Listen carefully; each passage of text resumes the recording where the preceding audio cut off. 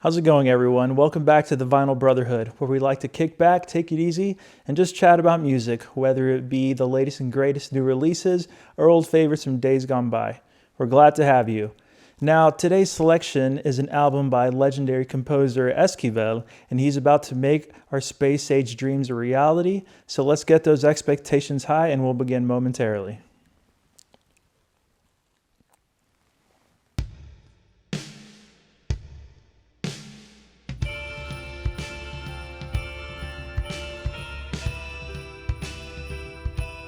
On today's episode, we're exploring a classic, easy-listening pop record with an eye or ear to worlds beyond our own planet Earth. I'm a big fan of this one, and I can't wait to share it with you. And I think it's the first time we cover any sort of orchestral project here at the Vinyl Brotherhood. So I'm really looking forward to shaking things up a little bit with other worlds, other sounds. Juan Garcia Esquivel was a pioneer of a very particular style of lounge/easy listening that was retroactively dubbed space-age bachelor pad music. I've always been a true appreciator of mid-century jazz and ensemble music, and this is quickly becoming a go-to of mine, possibly for how evocative it is of 50s and 60s pop culture and science fiction imagery. I do love me some good sci-fi, but mid-century fantasies aside, it's still very much a timeless musical adventure that's worth a revisit every now and then. So I hope I've hyped it enough for our audience today. Why don't we head to the turntable and give this dude a spin?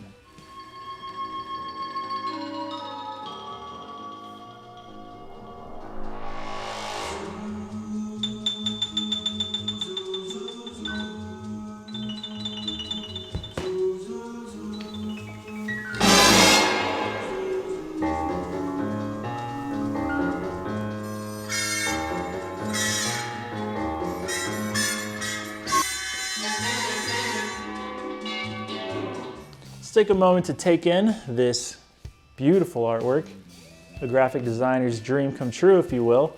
Straightforward color palette, I love that typography, good contrast, I'm all about it. And a little write-up on the back if you're into that kind of thing. Now, let us commence our exploration of other worlds, other sounds. Esquivel is here with his orchestra made up of exotica experts that take us on a musical voyage of sorts. The sophisticated instrumentation somehow lends itself perfectly to the concept suggested by the album title and the album artwork. The moody piano intro on Granada sets us up for an exhilarating couple of minutes as the band goes from 0 to 60 with absolute ease, or more like 10 to 20 to 60 because this album rarely slows down. And that's all right. This track ends on a huge note with this big band outro that I found somewhat charming. Some people may call it cheesy, but what some call cheesy, I often just call charming. But that special moment leads us into Begin to Begin, which introduces us to the guitar on this record, which I've honestly fallen in love with. And I'm not sure how to accurately describe it, but it's a sound that I've always associated with space-age themed music and media. And it sounds like someone's really utilizing that whammy bar, and it's got this lush reverb that I'm very, very fond of. Otherworldly indeed. Track 2, Poinciana, has one of the more memorable melodies on this journey. We get this grand variety of instruments taking turns at the spotlight, including various horned instruments, the piano, the vibraphone, and of course that same electrifying guitar. And everything kind of weaves in and out of the arrangement with expert timing. Like the piano will find a little window in the composition to jump in and leave a really strong impression with a nice flourish, and then peace out and make way for a trombone or a flute. And if you've really been digging the zoo-zoo-zoos from the vocal chorus, don't worry because there's plenty more where that came from. Some might even say to a fault, but we're not gonna worry about that just yet. So moving right along, Adios is another standout track on the record as it is, or at least starts with, a little more of a laid-back atmosphere. The woodwinds over the bossa nova rhythm is just sublime. I love it. It makes me want to just kind of lean back and close my eyes, and I can picture myself lounging by some cosmic swimming pool filled with purple water and some alien butler bringing me out some hors d'oeuvres, and I really like this song. So Adios is a true easy listening experience, and it's very well titled. since it closes out side A, or as I like to call it, the better half of the record. Now let's move on to some not negatives, maybe rather nitpicks. This album is loaded with standards from the days of yore.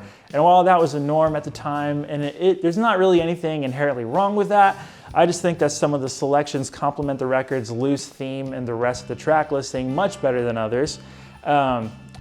Nature Boy is going to be our scapegoat. Allow me to pick on Nature Boy a little bit.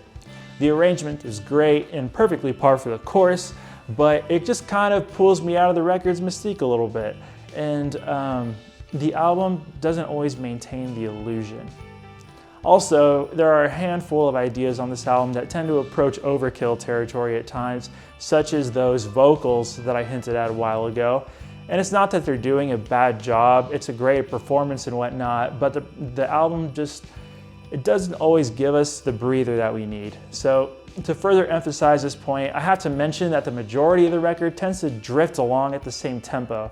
As far as dynamics go, the arrangements can get pretty exciting, but after a while, that same steady pace over 36 minutes, I couldn't help but find myself zoning out here and there. So, to wrap up this brief analysis, I want to quickly touch on the production aspect of Other Worlds, Other Sounds. Some might say it's been done better, possibly even by Esquivel himself, but this record is arguably years ahead of its time and can serve us today as something of a time machine to the days of early innovations in stereo recording. His techniques are on full display for students of musical production, and for everyone else, it's just really, it's a blast to get lost in these ridiculous arrangements. It's tons of fun. Decades and decades later, these recordings still possess a fantastic and rich tonal quality that really benefit these melodies, and just often very, very expressive. And I wouldn't have it any other way. And I'm certain it was no fluke, because Esquivel is clearly just has this masterful hand on the studio side of things, and his band really does a great job giving their respective instruments the extra personality to push it over the edge.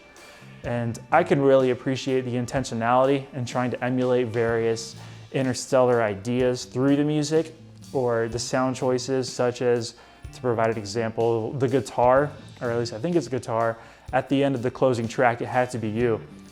It kind of sounds like the beeping of a satellite floating along through space. It's just brilliant, and I was practically ready for some closing credits to roll. And so now I think that's it, so maybe we should float along back to our couch and wrap things up with some final thoughts.